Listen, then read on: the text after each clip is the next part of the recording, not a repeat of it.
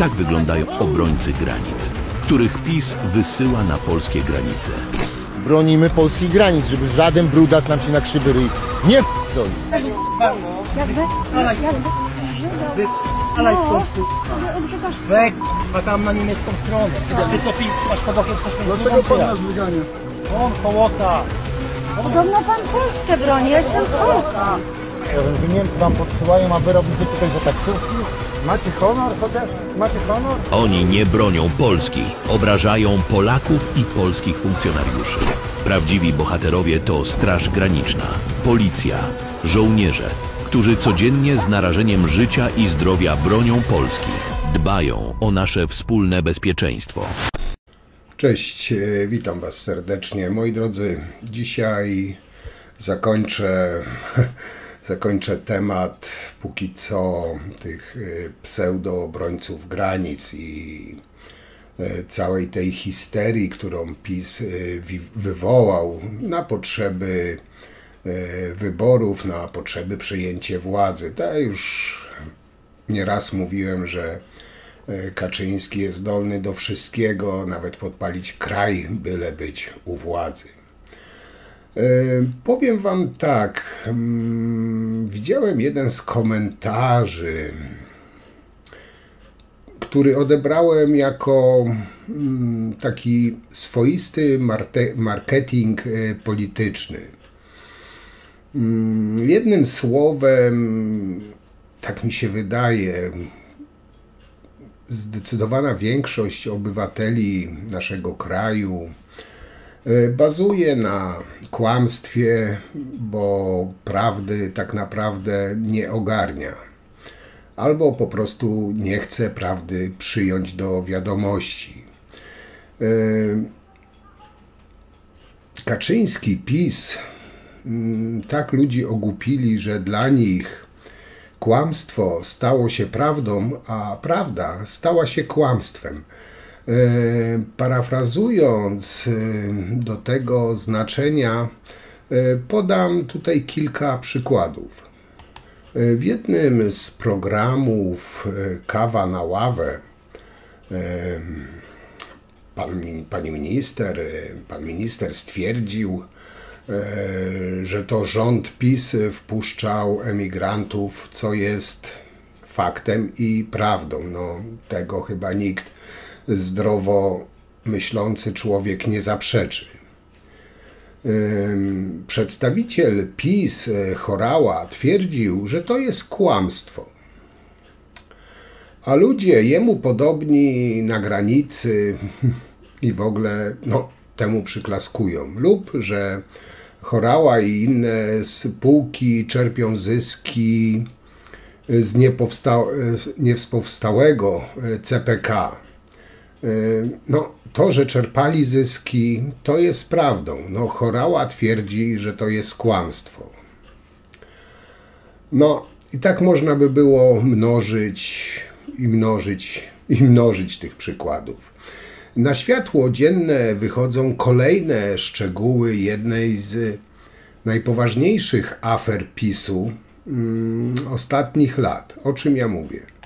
Chodzi o tak zwaną aferę wizową, czyli proceder masowego wydawania polskich wiz osobom spoza Unii Europejskiej w zamian za łapówki bez jakiegokolwiek sprawdzania ich tożsamości, przeszłości i w ogóle celu przyjazdu do Polski czy na teren Unii Europejskiej. I tutaj kolejne dla pisowców kłamstwa pisowców są prawdą, a fakty, niepodważalne fakty są kłamstwem. Tak czy inaczej liczby szokują. Według danych śledczych oraz ustaleń dziennikarzy proceder ten mógł objąć nawet 360 000 wiz. Ludzie Kaczyńskiego zarabiali na tym setki milionów złotych. Afera miała miejsce zarządów PiS i obejmuje struktury MSZ, placówki konsularne oraz prywatne firmy pośredniczące. Proceder polegał na tym, że osoby z Azji, Afryki, m.in. Nigerii, Bangladeszu, Indii, Pakistanu, Iranu i wielu innych krajów uzyskiwały polskie wizy, które uprawniały je do swobodnego poruszania się po całej strefie Schengen. A wnioski były rozpatrywane błyskawicznie, czasem zaledwie w kilka godzin, a dokumenty wydawane bez żadnego wywiadu czy weryfikacji. Wystarczyło zapłacić niekiedy nawet kilkanaście tysięcy dolarów za sztukę. Łapówki trafiały oczywiście do ludzi Kaczyńskiego. Co sądzisz o rządzie PiS?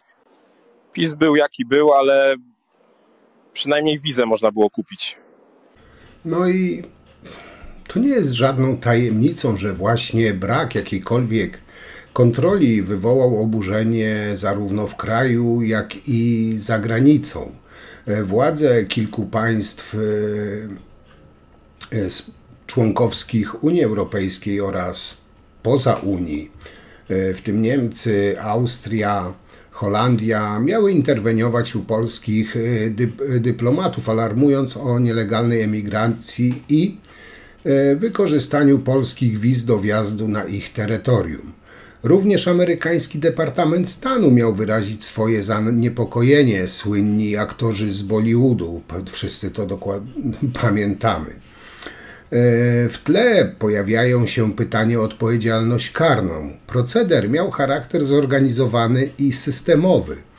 Trudno uwierzyć, że dziesiątki tysięcy wniosków mogły przejść przez ręce konsulatów, nie wzbudzając podejrzeń bez cichego przyzwolenia z góry. Kaczyński za wpuszczanie setek tysięcy muzułmanów powinien tak naprawdę zgnić w pierdlu, a nie teraz rżnąć wielkiego obrońcy.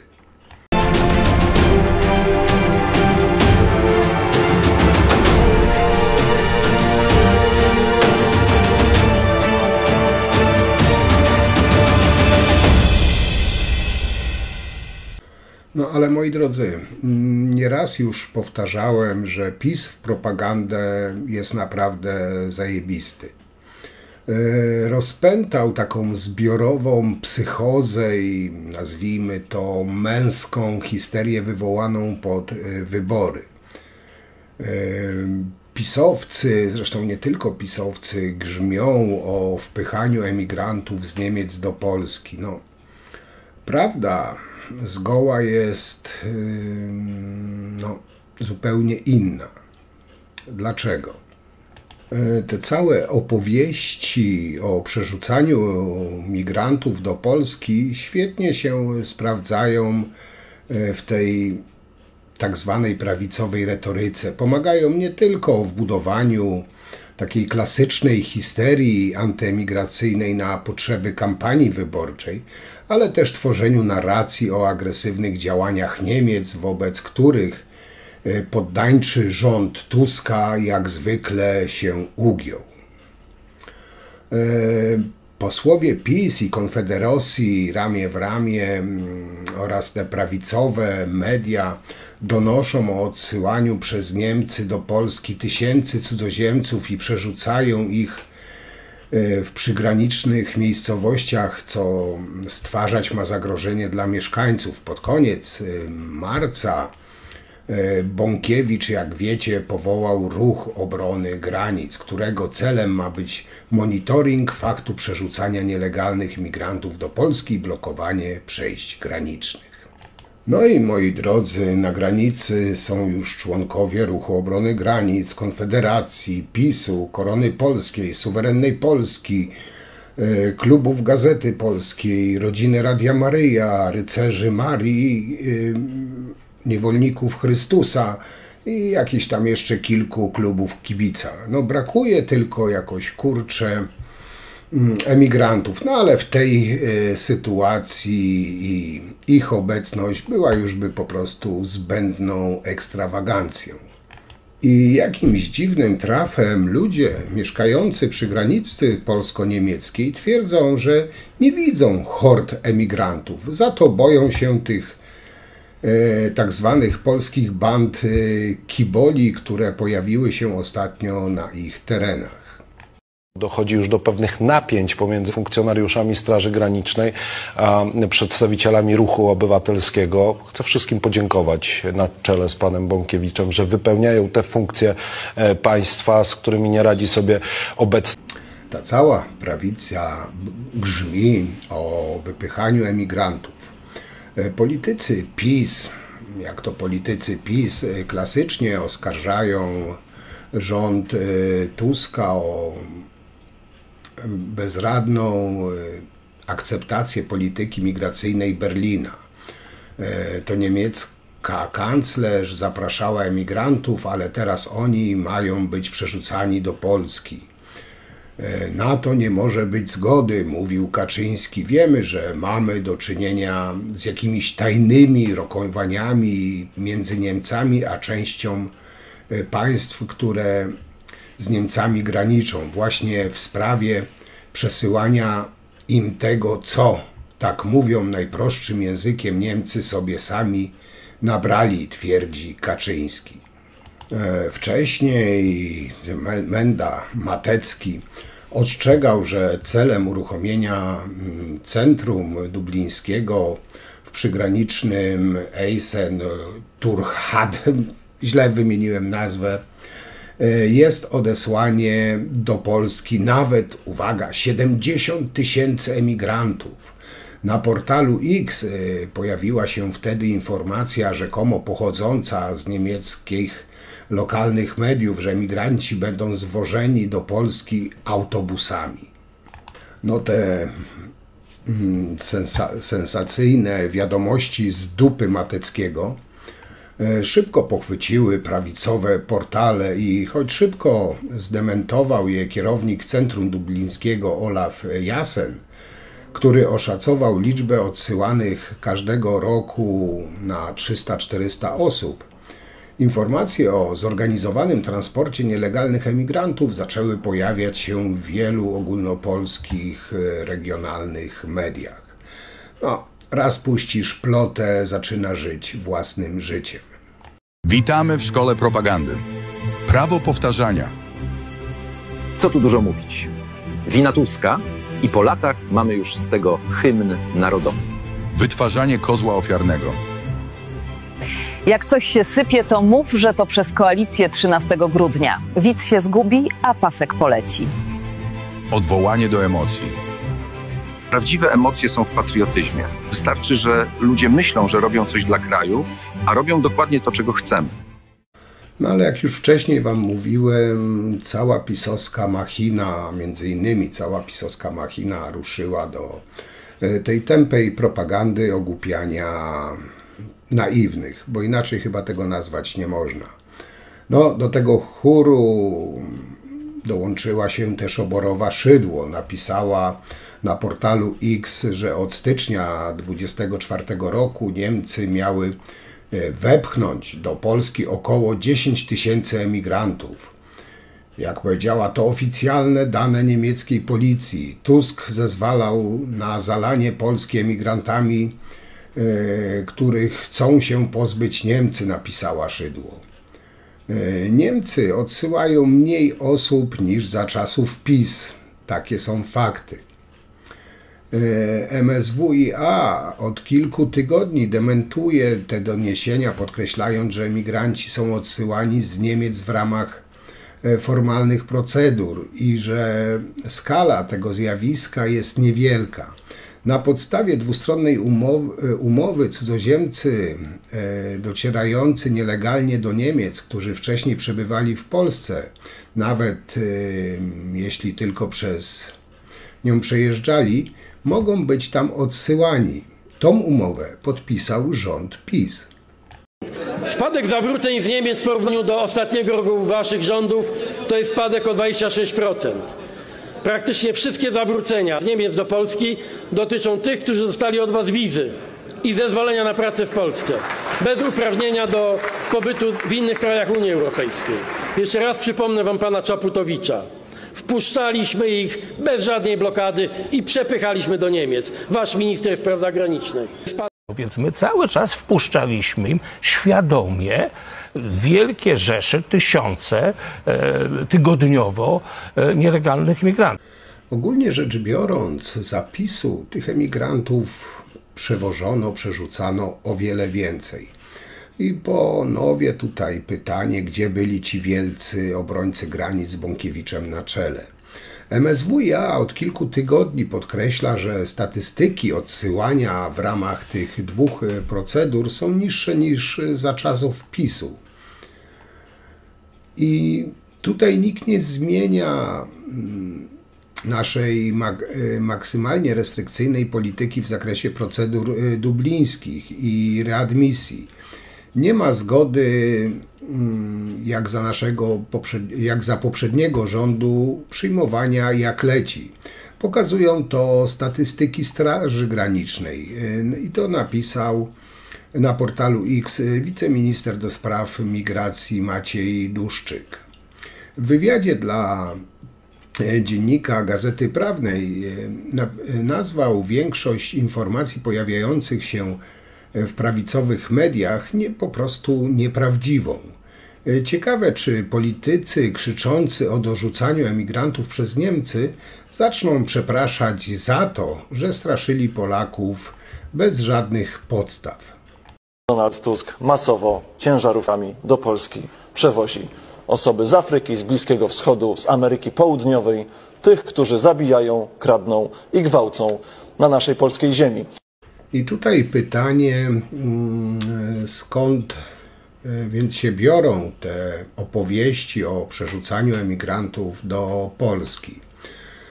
W dużej mierze sąd i tutaj ani rząd, ani Straż Graniczna nie zaprzecza. Pojedyncze incydenty, które faktycznie miały miejsce z krążącymi po mediach i w mediach społecznościowych informacjami o innej stosowanej przez Niemcy procedurze, odmowach wjazdu na granicy. Te dwie rzeczy są wykorzystywane w tej tak zwanej prawicowej retoryce nie tylko w budowaniu klasycznej histerii antyemigracyjnej na potrzeby kampanii wyborczej, ale też w tworzeniu narracji o agresywnych, wręcz hybrydowych działaniach Niemiec, wobec których rzekomo poddańczy rząd Tuska jak zwykle się ugiął. Podjęliśmy decyzję o czasowym przywróceniu kontroli granicznych z Niemcami i Litwą. Jesteśmy zwolennikami swobodnego ruchu po Europie, ale wszyscy partnerzy muszą wziąć odpowiedzialność za bezpieczeństwo, także przed nielegalną migracją. Nasza decyzja o kontroli na granicach jest nieodwołalna, niezależnie od tego, jakie to może budzić emocje za granicą. Do niemal zera zredukowaliśmy przepływ migrantów przez granicę z Białorusią. To ogromny sukces naszych służb. Należy się im za to szacunek, a nie dyskredytowanie czy wręcz atakowanie naszych funkcjonariuszy. Nie wiem, czy wpadło wam to w ucho, w oko. W zeszłym roku pojawiły się informacje o 5-osobowej rodzinie, która miała zostać podrzucona przez niemiecką policję do przygranicznej miejscowości Osinowo Dolne, a następnie o kilkuosobowej grupie, którą niemieckie służby miały przywieźć na most łączący Frankfurt nad Odrą i Słubice. Jednocześnie w mediach i mediach społecznościowych zaczęto podawać liczbę, uwaga, 3,5 tysiąca emigrantów, których Niemcy mieli odesłać do Polski. Strasznie szybko te liczby rosną, musicie przyznać. No ale ten cały epizod w Osinowie Dolnym faktycznie miał miejsce. Niemieckie służby nie dopełniły wówczas procedur i nie przekazały formalnie cudzoziemców polskiej Straży Granicznej, a po prostu pozostawiły ich na parkingu. Był to jednak odosobniony przypadek, za który Niemcy przeprosiły zarówno w rozmowach między służbami, jak i na szczeblu rządowym, m.in. podczas rozmów Tuska z byłym kanclerzem Olafem Scholzem oraz ministra Tomasza Siemoniaka i byłą szefową spraw wewnętrznych Nancy Faeser. I tutaj, o ile te opowieści o podrzucaniu i zwożeniu autobusami tysięcy emigrantów można włożyć między bajki, a formalnie Polska faktycznie przyjmuje od Niemiec mniej migrantów, o tyle prawdą jest również, że Niemcy znacznie zaostrzyły politykę graniczną i skutki tego widać na naszej właśnie zachodniej granicy. Niemcy nie tyle odsyłają, ile po prostu nie wpuszczają, czyli de facto zawracają na granicy migrantów próbujących się tam dostać.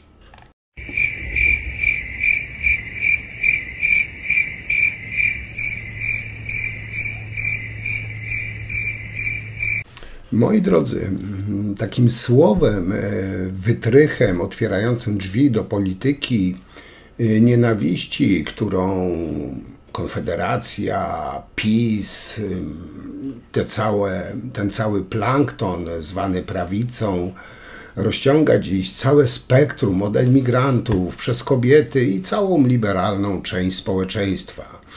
Bosak, który z lubością cytuje encykliki, najwyraźniej zapomniał o jednym fundamentalnym przykazaniu Ewangelii. Byłem, przybyłem, a przyjęliście mnie. W jego interpretacji Jezus z Nazaretu, brązowoskóry, bliskowschodni uchodźca, byłby śmieciem do deportacji. Taki prawicowy recykling, holenderskiego Szamba.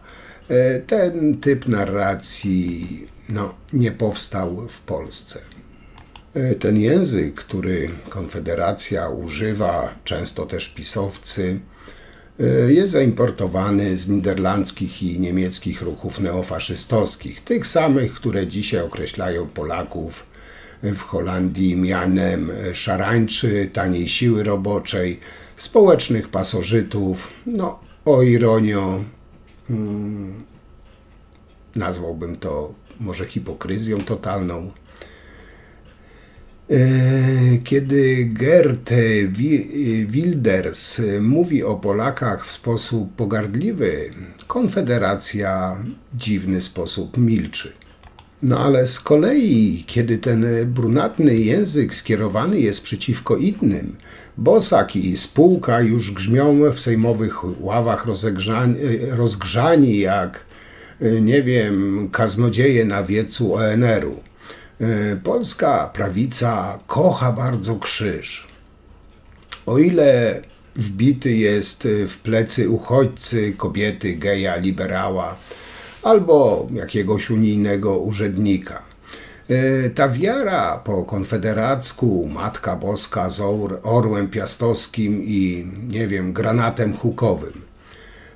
Konfederacja broni chrześcijaństwa. Ona je tak naprawdę gwałci i zawłaszcza.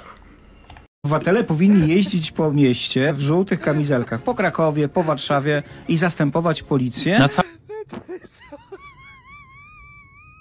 całym świecie są takie straże obywatelskie. Tak nie jest. W Stanach Zjednoczonych tak jest, to nie jest na całym świecie i Stany Zjednoczone mają z tym też problem.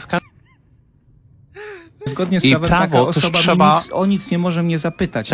Dlatego prawo trzeba dostosować do wyzwań XXI wieku. I moim zdaniem powinno być dostosowane? formacjom obywatelskim trzeba zacząć nadawać pewne uprawnienia. Znaczy, żeby goście w żółtych kamizelkach mieli uprawnienie, żeby na przykład mnie skontrolować albo ja...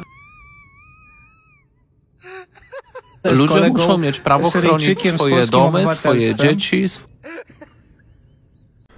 Moi drodzy, pisowskie oszołomy i ci wszyscy z Konfederacją, którzy się przykleili do tej całej, nie wiem, ruchu obrony granic, opatrzyła krzyżem policyjną pałkę, tarczę narodowca, i płachtę foliową, którą zawijane są, nie wiem, dzieci emigrantów na granicy z Białorusią. Ich Bóg nie głosi miłości, ale herezję, czystość rasową, wykluczenie. W tej narracji kobieta nie ma praw, chyba że rodzi prawdziwych Polaków, katolików, patriotów. Gej nie ma duszy, ma tylko grzech. No, cudzoziemiec nie ma człowieczeństwa, za to ma bilet do wywózki. A Unia Europejska? To przecież sionistyczny projekt masonerii, cytując innego eksperta od katolicko-narodowego konserwatyzmu. Polska jako wasal Moskwy? Nie, moi drodzy. Dziękuję, PiS, Konfederacjo, nie skorzystam. Skandal z udziałem polskich biskupów. MSZ interweniuje w Watykanie. Biskup Długosz publicznie poparł Roberta Bąkiewicza i jego bojówki z pogranicza. Biskup Mering poszedł jeszcze dalej. Rządzą nami Niemcy, polityczni gangsterzy. MSZ mówi wprost. To oczernianie polskiego rządu i wspieranie nacjonalistów. Ambasador Polski musiał interweniować u papieża. Kiedy sutanna staje się megafonem skrajnej polityki, to nie jest modlitwa. To sabotaż.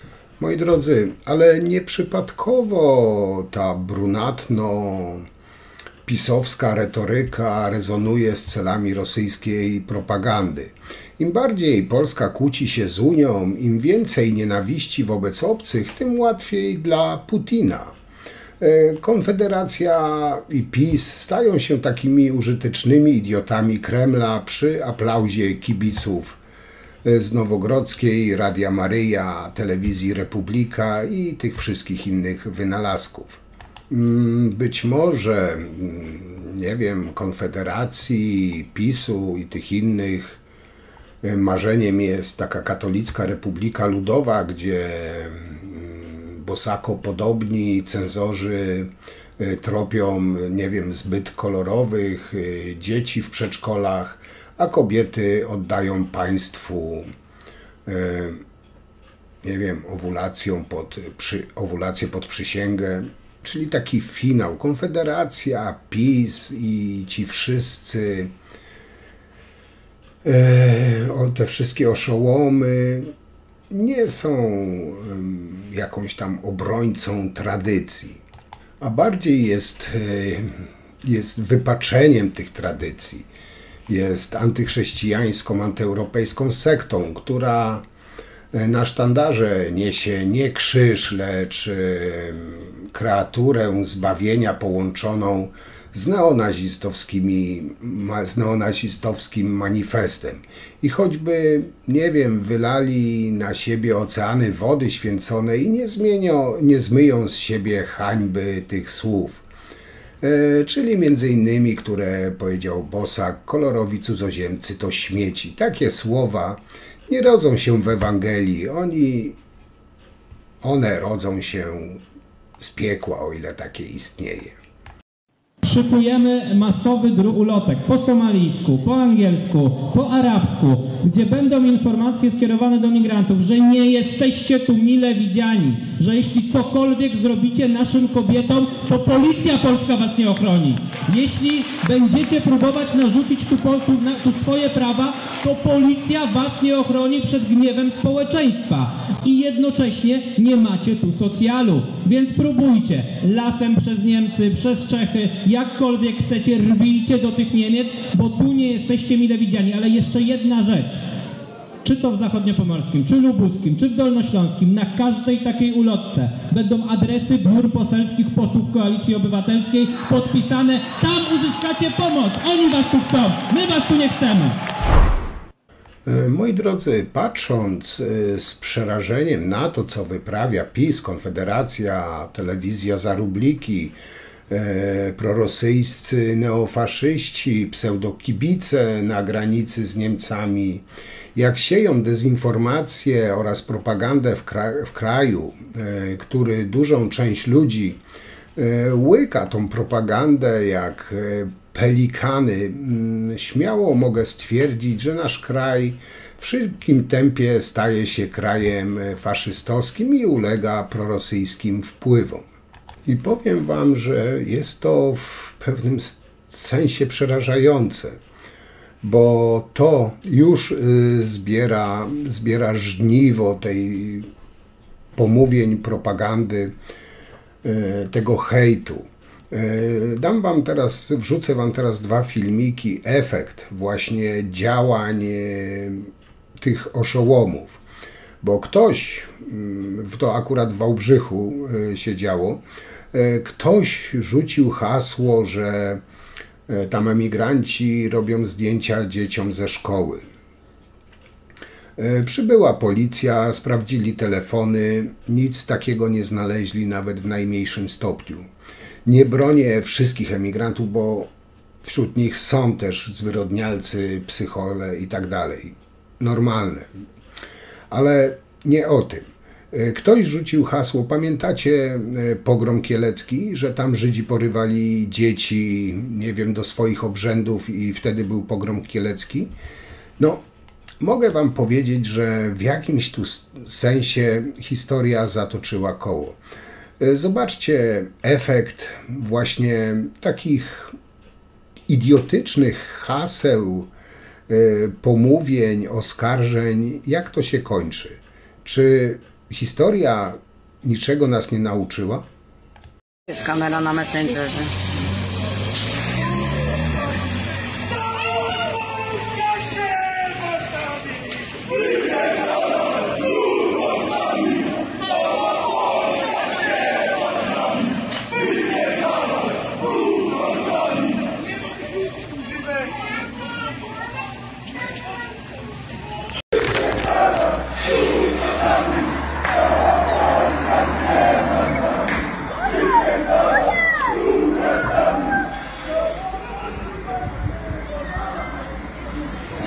Gabryś!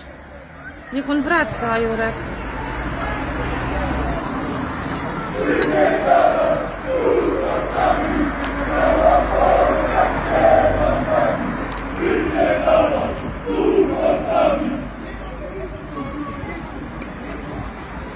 Moi drodzy, tutaj teraz tak dodatkowo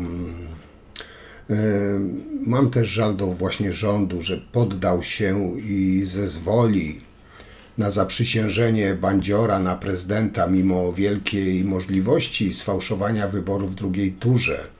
Dodatkowo da przyzwolenie do działań właśnie takim wykolejeńcom jak Bąkiewicz czy inni neofaszyści. Ten wieprz Matecki robi ulotki informacyjne, że polska policja nie pomoże migrantom, jak dorwą ich grupy. I tutaj nie zawaham się użyć słowa przestępcze. PiS wprowadza po prostu powoli swój reżim i dyktaturę, nie będąc w rządzie. A my generalnie tak naprawdę nic nie robimy. PiS tworzy bojówki przestępcze i bardzo niebezpieczne. Zastrasza rząd, policję i wszystkie służby. Wpuszczani są wszyscy, niezależnie od tego, jakie mają obywatelstwo, niezależnie od tego, jakimi dokumentami się legitymują. Wpuszczane są także osoby, które się nie legitymują żadnymi dokumentami, nie posiadają dokumentów. Przyjęliśmy w ciągu ostatnich dni uchodźców z Ukrainy, którzy pochodzą ze 170 państw na całym świecie. Przyjmujemy ich w Polsce. Moi drodzy, o tym też mówiłem, ale podejrzewam, że rząd nie zrobi nic z Nawrockim. Odda prezydenturę bez walki, bo się po prostu boi. No i niech się boi dalej, jak widać sondaże pokazują, że partie w rządzie w przyszłych wyborach no, po prostu znikają. I nie ukrywam, że ubolewam nad tym. A poddanie się teraz to oznacza już klęskę całego narodu. A wyjście z Unii Europejskiej stanie się faktem szybciej niż nam się to wydaje. Oni robią nam już wrogów w całej Europie. I jestem pewien, i oby tak się nie stało, ale wspomnijcie moje słowa, jak pisowcy z Konfederacją dojdą do władzy, że zostaniemy odizolowani od normalnego, cywilizowanego świata. Będziecie mogli za ich zgodą nagrywać filmiki, tak jak w Białorusi, jak już Jak u nas jest dobrze. Powiem wam, myślę, że temat tej granicy, tego wszystkiego, co pisowcy w związku z tym robią, no każdy, kto trzeźwo myśli, racjonalnie myśli, po prostu widzi to. I wiem, że tutaj jednej grupy nie przekonam, drugiej nie muszę przekonywać. Ale tak jak właśnie w tym memie tutaj widzicie, czasem warto wyłamać się z szeregu, by uratować siebie i innych. Po prostu powinno się myśleć niezależnie. I z tym was, moi drodzy, zostawię. Na dzisiaj wam bardzo dziękuję. Także jak powiedziałem, temat póki co tych obrońców granicy myślę, że wyczerpałem. Nie ma co tego na razie ciągnąć.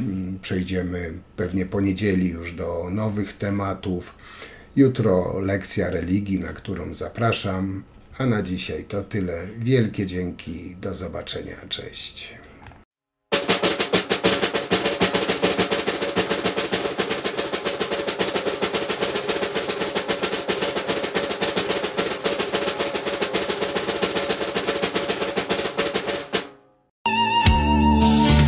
Miałeś 10 lat, gdy usłyszał tobie świat, jakżeś księżyc z nieba skradł.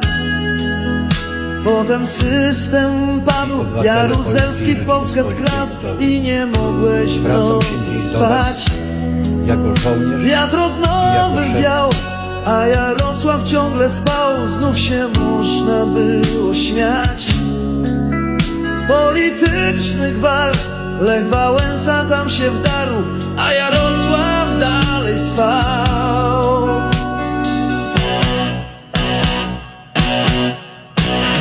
Było was trzech, w każdym z was wredna krew, ale jeden przyświecał wam cel.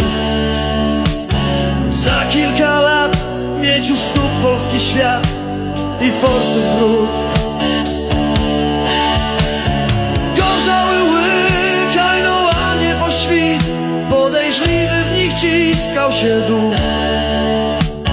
Ktoś ukradł coś, miliony dostał ktoś, coś działo się